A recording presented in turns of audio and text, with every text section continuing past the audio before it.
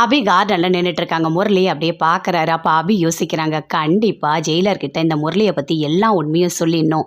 அஞ்சலி அக்கா மேலே அவருக்கும் பாசம் இருக்கும் இல்லை, சொல்லி தான் ஆகணும் ஜெயிலர்கிட்ட அப்படின்னு சொல்லிட்டு அப்படியே யோசிச்சுட்டே நின்றுட்டுருக்காங்க. முரளி அப்படியே கிட்ட வராரு. வந்தவொடனே என்ன அபி, ஹாய் அபி அப்படின்னு சொல்கிறாரு. என்ன உங்களுக்கு வேணும் அப்படின்னு சொல்லிட்டு அபி கேட்குறாங்க.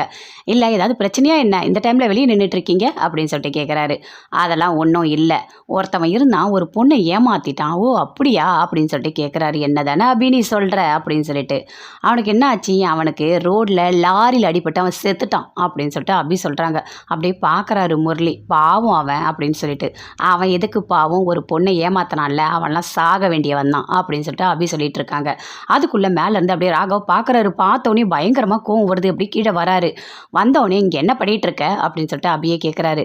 உங்ககிட்ட எத்தனை வாட்டி சொல்கிறது, வா இங்கே அப்படின்னு சொல்லிட்டு அப்படியே கையை பிடிச்சி உள்ள ரூமுக்கு கூட்டிகிட்டு வராரு.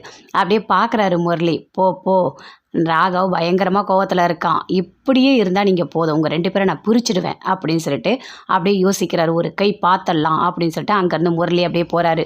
ராகவ் அபியை பயங்கர கோவமாக உள்ளே கூட்டிகிட்டு வராரு. உள்ளே கூட்டிகிட்டு வந்தோடனே சொல்கிறாரு, இங்கே பாரு, உனக்கு என்ன டெய்லி பாடம் எடுக்கணுமா, யார் கூட உன்னை பேசக்கூடாதுன்னு தான் நான் சொன்னேன், எதுக்கு நீ பேசிகிட்டு இருக்க அப்படின்னு சொல்லிட்டு கேட்குறாரு. இல்லை நான் உங்ககிட்ட ஒரு உண்மையை சொல்லணும் அப்படின்னு அபி சொல்கிறாங்க. ஆனால் ராகவ் எதுவுமே கேட்கவே இல்லை. இங்கே பாரு, நீ யார்கிட்டையும் பேசக்கூடாது அப்படின்னு சொல்கிறாரு. இங்கே பாருங்கள், நீங்கள் தூங்கிட்டீங்க, யாருமே இல்லை, அதனால தான் நான் வெளியே போனேன் அப்படின்னு அபி சொல்கிறாங்க. எங்கள் வீட்டெல்லாம் அப்படி கிடையாது, எல்லாரும் ஒன்றா இருப்போம் தெரியுமா அப்படின்னு சொல்லிட்டு இருக்காங்க. நீங்கள் தான் பழைய காலத்து புராணத்தெல்லாம் பாடிட்டு இருப்பீங்க அப்படின்னு சொல்லிட்டு அபி சொல்லிட்டு இருக்காங்க. எனக்கு வர கோவத்துக்கு என்ன பண்ணுறதுன்னு எனக்கு தெரியல. உனக்கு ஒன்று தெரியுமா, என் மனசாட்சிக்கு விரோதமாக இங்கே இருக்க எல்லாருக்குமே துரோகம் நினைக்கிறது உன்னால் மட்டும்தான் முடியும். நீ தான் என் பிரச்சனைக்கு எல்லாத்துக்குமே காரணம் அப்படின்னு சொல்லிட்டு போய் படுக்கிறாரு. நான் சொல்கிறது எதையுமே நீங்கள் கேட்கவே மாட்டேறீங்க, அதுக்குள்ளே நீங்களாவே ஒரு முடிவு எடுத்துக்கிறீங்க அப்படின்னு சொல்லிட்டு அபி அப்படியே போகிறாங்க. போயிட்டு அப்படியே சாமியை பார்க்குறாங்க. பார்த்துட்டு பயங்கரமாக ஃபீல் பண்ணுறாங்க. நான் இவர்கிட்ட எப்படியாவது உண்மையை சொல்லிடணும்னு நினைக்கிறேன், ஆனால் எதையுமே அவர் கேட்கவே மாட்டுறாரு அப்படின்னு சொல்கிறாங்க. இவர் எதுக்கு எனக்கு கல்யாணம் பண்ணி வச்ச, எனக்கு ரொம்ப கஷ்டமாக இருக்குது, ஏன்னா வேண்டாம் வேண்டான்னு சொல்கிறாரு, இவர் கூட வாழவே எனக்கு பிடிக்கல தெரியுமா, என் வாழ்க்கை என்ன அப்படி ஆச்சோ அப்படின்னு சொல்லிட்டு அப்படியே முருகர்கிட்ட ஃபீல் பண்ணிகிட்டே இருக்காங்க. சரி எப்படியாவது அவர்கிட்ட உண்மையை சொல்லிடலாம் அப்படின்னு சொல்லிட்டு 2 சீட் எழுதுறாங்க. எழுதிட்டு அப்படியே உருட்டி அந்த சாமிக்கிட்ட அப்படியே போடுறாங்க. போடும்போது யோசிக்கிறாங்க, சரி அவர் கையாலேயே நம்ம எடுக்கலாம் அப்படின்னு சொல்லிட்டு அப்படியே அந்த சீட்டை எடுத்துகிட்டு படுத்துட்டு இருக்க ராகவோட கையை எடுத்து அப்படியே ஒரு சீட் எடுக்கிறாங்க. எடுத்துகிட்டு பார்க்குறாங்க. சொல்ல வேண்டான்னு வருது. என்ன சொல்ல வேண்டான்னு வருது, நான் எப்போ தான் உண்மையை சொல்கிறது, இந்த முரளி கெட்டவன் நான் எப்போ தான் சொல்கிறது அப்படின்னு சொல்லிட்டு அப்படியே ரொம்ப ஃபீல் பண்ணிகிட்டு இருக்காங்க. அபி மனசுக்குள்ளேயே நினைக்கிறாங்க, பட்டாசு மாதிரி வெடிக்கிறாரு, நான் என்ன சொல்ல வரேனே யோசிக்க மாட்டுறாரு அப்படின்னு சொல்லிட்டு அப்படியே ஃபீல் பண்ணிகிட்டே படுத்துட்டு இருக்காங்க. ராகவ் தூங்கிட்டே இருக்காரு.